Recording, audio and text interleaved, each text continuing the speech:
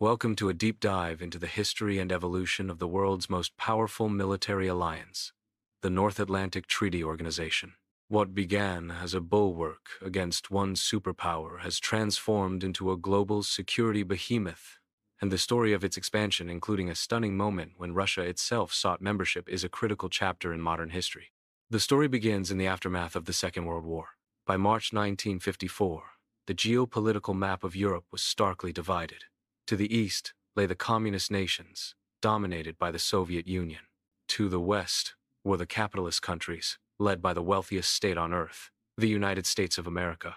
Already 5 years old, the North Atlantic Treaty Organization, or North Atlantic Alliance, stood as a military coalition of 14 nations. Crucially, the western portion of Germany was not yet a member, though the recent admission of Turkey and Greece brought the alliance right up to the borders of the Soviet Union and its sphere of influence. The world was on a knife edge. The Korean War had just concluded with a temporary armistice, having pitted the Soviet Union, China, and North Korea against the United States and its allies. Both sides were rapidly accumulating thousands of nuclear warheads, and the global atmosphere was dangerously tense.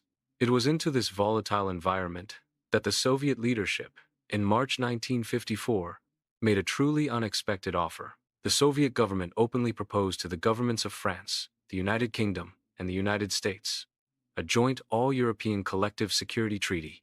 More startlingly, they formally submitted an application for the Soviet Union to be admitted to the North Atlantic Treaty Organization itself.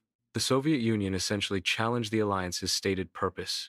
If the North Atlantic Treaty Organization was not hostile to the Soviet Union and was truly resolved to unite their efforts for collective defense and for the preservation of peace and security, as its charter claimed, then why not accept the Soviet Union? If not, their intentions would be clear. The Soviet government did not, and could not, currently accept the view that the North Atlantic Treaty Organization was defensive.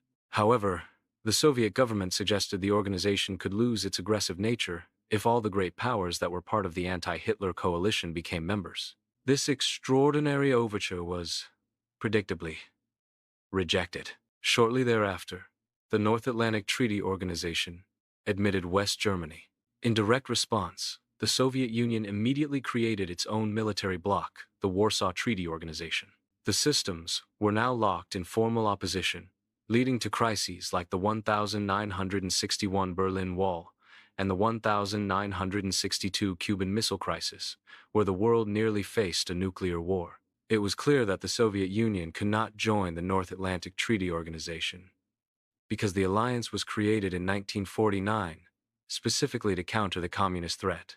After World War II, the Soviet Union's powerful Red Army controlled virtually all of Eastern Europe. Western politicians, led by figures like British Prime Minister Winston Churchill, deeply feared that Soviet forces would not stop at Berlin, Vienna, and Prague, but would continue their advance westwards. Churchill famously stated that Soviet Russia had become a mortal danger to the free world, and that a new front had to be created against its swift advance. The Western strategy to contain communism involved two key elements: the carrot and the stick. The carrot was the famous Marshall Plan, where the United States sent $12 billion in aid to war-torn Europe. This money, which required Europeans to purchase mainly American goods, came with a crucial, unspoken condition. Recipient nations were encouraged to sideline communist politicians in their governments, a particularly important move in France and Italy, where the communist parties held significant support. The stick was to maximize the fear of the communist threat and isolate Western nations from Soviet influence and propaganda. Churchill's Iron Curtain speech vividly described the division of the continent, placing all the capitals of Central and Eastern Europe within the Soviet sphere. The Soviet Union viewed these territories as crucial for its security, creating a strategic depth to absorb and repel any potential attack, especially given that the United States already possessed atomic weapons and had contingency plans such as Operation Dropshot, which envisioned dropping hundreds of nuclear bombs on Soviet cities. Western democracies, however, also had legitimate concerns. The Soviet Union's support for the 1948 coup in Czechoslovakia, which replaced a coalition government with communist rule, demonstrated Moscow's willingness to forcibly secure its interests. Czechoslovakia was vital. because it supplied uranium for the first Soviet nuclear bomb and future atomic energy program. The 1948 Soviet blockade of West Berlin further solidified the division, leading to the official creation of West Germany and East Germany in 1949. The North Atlantic Treaty Organization was formally established based on the principles of the Truman Doctrine to contain the Soviet Union wherever possible and support democratic forces globally. For Western Europe, which had already formed the Brussels Treaty of Collective Self-Defense a year earlier, the alliance with the United States was indispensable. European nations alone could not match the Soviet Union's military might. The United States, having passed the Vandenberg Resolution, was now legally able to create and join military alliances in peacetime and establish bases in independent states. But why did the United States need the North Atlantic Treaty Organization? Given that it would bear the main financial burden, the alliance served several vital American interests. As argued in the Long Telegram by diplomat George Kennan, the Soviet Union was seen as a threat constantly seeking to expand its influence, especially among newly independent and colonial nations. This was both a communist ideological threat and an opportunity for the United States. The collapse of colonial empires allowed the Soviet Union to promote its anti-imperialist ideology, but it also opened new territories for American economic influence and trade. As the world's strongest economy after World War II, the United States needed more global consumers, and prosperous Europe was home to hundreds of millions of the world's most solvent people. The North Atlantic Treaty Organization was an excellent guarantee to prevent losing developed Europe to communism and to tie these nations to American interests. The hierarchy was clear. While no Secretary General, the public leader of the organization, has ever been American, all Supreme Allied commanders in Europe have been exclusively American generals. A corresponding Soviet perspective, detailed in a telegram from Soviet Ambassador to Washington Nikolai Novikov, explained the American motivation. The immense need for consumer goods, industrial, and transport equipment in all countries of Europe and Asia offered American capital the prospect of massive supplies and exports, allowing it to penetrate their national economies. Novikov also noted the tenfold increase in American military spending and the construction of hundreds of American bases across the Atlantic and Pacific. His final conclusion was that the United States' preparation for a future war was aimed against the Soviet Union, which, in the eyes of American imperialists, was the main obstacle to United States world domination. Throughout the Cold War, both sides prepared Europe for a third global war. The North Atlantic Treaty Organization became the primary military instrument for containing the Soviet Union in Europe. This purpose is often summarized by the famous quote attributed to the alliance's first Secretary General, Lord Ismay: "To keep the Russians out, the Americans in, and the Germans down." The core strength of the alliance lies in Article 5 of its founding treaty. An attack against one member of the North Atlantic Treaty Organization is considered an attack against all. For smaller nations like Luxembourg, Estonia, or Montenegro, this is a guarantee that massive power, particularly the United States, will defend their interests. For the United States, Article 5 allows the President to deploy the military without formal congressional approval, treating an attack on an ally as an attack on the United States itself. Interestingly, Article 5 has only been invoked once in the alliance's history after the terrorist attacks on the Twin Towers in New York in 2001, which led to the North Atlantic Treaty Organization forces entering Afghanistan. A curious detail highlights the shift in the North Atlantic Treaty Organization's mission. Virtually all of its military operations have occurred after 1991, following the dissolution of the Soviet Union. With its main rival gone, and the United States remaining the sole superpower, the alliance's purpose changed. It did not disappear, but became more essential, larger, and wealthier. Following 1991, and queue of nations willingly formed, eager to join the world's leading security force. While the North Atlantic Treaty Organization had only added a few nations during the Cold War, Greece and Turkey in 1952, West Germany in 1955, and Spain in 1982, the period after 1999 saw a massive influx, with 16 new nations joining, matching the original size of the alliance. This expansion occurred despite the absence of the Soviet Union and the diminished state of post-Soviet Russia.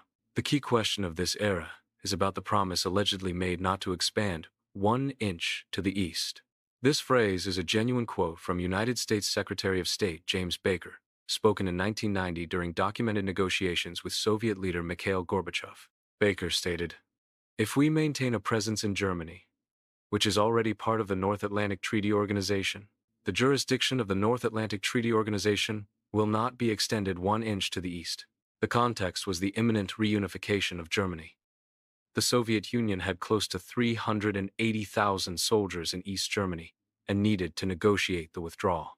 The United States offered Gorbachev two options: a unified Germany outside the North Atlantic Treaty Organization, which Gorbachev feared could lead to German rearmament similar to the period after the Treaty of Versailles, or a unified Germany linked to the North Atlantic Treaty Organization with a guarantee of no further eastward expansion of the North Atlantic Treaty Organization's jurisdiction. At that time, to the east primarily referred to the territory of East Germany itself.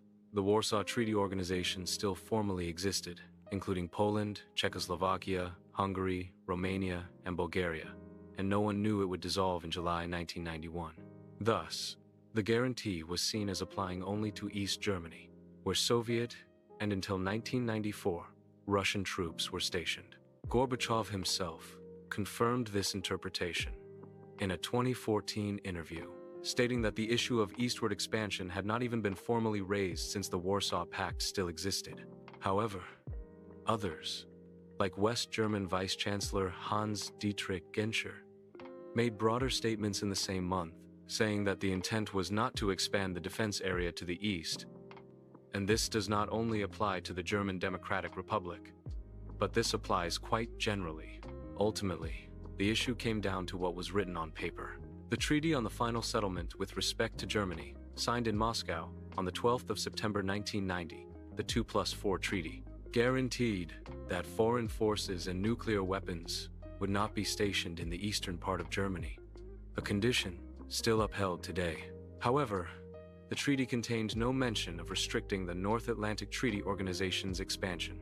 On the contrary, Article 6 stipulated that the right of the United Germany to belong to alliances, with all the rights and obligations deriving therefrom, is not affected by this treaty. Furthermore, Article 7 granted the unified Germany full sovereignty over its internal and external affairs.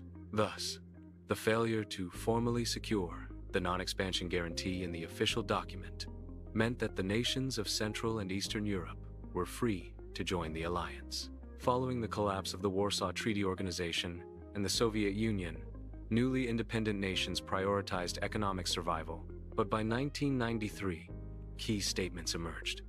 The presidents of Poland, Hungary, and the Czech Republic flew to Washington. Polish President Lech Wałęsa expressed the fears of former Soviet bloc nations. After decades of Soviet domination, we are all afraid of Russia. It is important to remember that this is the first time in history that the Soviet army has left the territory peacefully, and if Russia adopts an aggressive foreign policy again, this aggression will be directed against Ukraine and Poland. The United States is needed to prevent this. Former Soviet allies were actively seeking North Atlantic Treaty Organization membership. In August 1993, Russian President Boris Yeltsin even surprised everyone during a visit to Warsaw, stating that Russia must respect Poland's decision to join the North Atlantic Treaty Organization because both countries have sovereignty. The most astonishing moment, however, came in January 1994 when Yeltsin met with United States President Bill Clinton in Moscow. Yeltsin proposed a path forward. Russia should be the first country to join the North Atlantic Treaty Organization, followed by other Central and Eastern European nations. He envisioned a kind of cartel of the United States, Russia, and the Europeans to ensure and strengthen international security. Why was Russia not admitted, despite the desire from its first president? To understand this, one must look at the power dynamics within the alliance. The United States contributes the largest share of the budget, commands nearly half of the North Atlantic Treaty Organization's total personnel, and accounts for over 90% of the alliance's overall military potential, while other nations contribute important armed forces, such as Turkey's large military. The capabilities of the alliance are fundamentally those of the United States. The North Atlantic Treaty Organization's stated goal is to safeguard the freedom, common heritage, and civilization of their peoples founded on the principles of democracy, individual liberty, and the rule of law. However, the continuous membership of nations like Portugal, under the dictator Antonio de Oliveira Salazar, from its founding, undermines the purely democratic pretense. The real value of new members to the alliance is not merely in budget contributions or troop numbers, such as the 250 Icelandic or 940 Luxembourgian soldiers, but in their territories and unique capabilities. Iceland, for instance, provides crucial geographic placement along the Greenland-Iceland-United Kingdom gap, which was critical for monitoring Soviet submarines entering the Atlantic. The Czech Republic offers a Central European location to easily shift troops between the North Atlantic Treaty Organization's northern and southern flanks. Poland serves as the linchpin connecting the alliance to the Baltic states, particularly through the sensitive Suwałki corridor, a narrow 100-kilometer strip separating Belarus from the Kaliningrad region. Estonia's capital, Tallinn, hosts the North Atlantic Treaty Organization's Cooperative Cyber Defense Center of Excellence, capitalizing on Estonia's advanced internet expertise to prepare for modern cyber warfare. Each new member brings a unique strategic asset. Adding Russia, with its massive army and considerable military budget, would have immediately created a powerful, noticeable center of gravity within the alliance. This new power center would inevitably have demanded attention for its own interests and could, in the long term, have fractured the bloc. The essence of the North Atlantic Treaty Organization was to maintain American leadership and prevent the emergence of a new major competitor from within. The geopolitical path was cemented in 1994. That year, the North Atlantic Treaty Organization signed initial cooperation agreements, Partnership for Peace, with former Soviet bloc countries. Later that year, the Russian army began its involvement in the internal conflict in Chechnya. This shift demonstrated to neighboring countries that Russia might return to aggressive foreign policy, encouraging their desire for the protection of the North Atlantic Treaty Organization. Concurrently, Russia's difficulty in resolving this internal conflict suggested to the North Atlantic Treaty Organization that Russia was not the major threat it once was, making its inclusion less urgent and less necessary to manage. Reflecting on this history, the words of George Kennan, one of the original architects of the Cold War who lived to be 101, resonate strongly. In 1998, before the first post-Soviet expansion of the North Atlantic Treaty Organization, he warned, "I think it is the beginning of a new Cold War. I think it is a tragic mistake. There was no reason for this whatsoever. No one was threatening anybody else." He argued that the expansion forced the United States to commit to defending a number of countries without the resources or serious intention to do so. At that point, he noted, Russian democracy was arguably as advanced as any of the countries the North Atlantic Treaty Organization was now committed to protecting from Russia. The current state of international security, with millions of soldiers fighting in Europe and the North Atlantic Treaty Organization encompassing 32 states with military expenditures exceeding $1 trillion, is the ultimate result of the choices made in those pivotal years. The North Atlantic Treaty Organization, an organization originally conceived as a simple defense mechanism, has become the dominant security architecture of the Western world, continually adapting its mission and structure in a post-Soviet reality, even as the specter of great power competition has returned. Please write in the comments, what surprised you the most in this video? Give a like and subscribe to the channel. Many more interesting, shocking, and informative videos are coming up.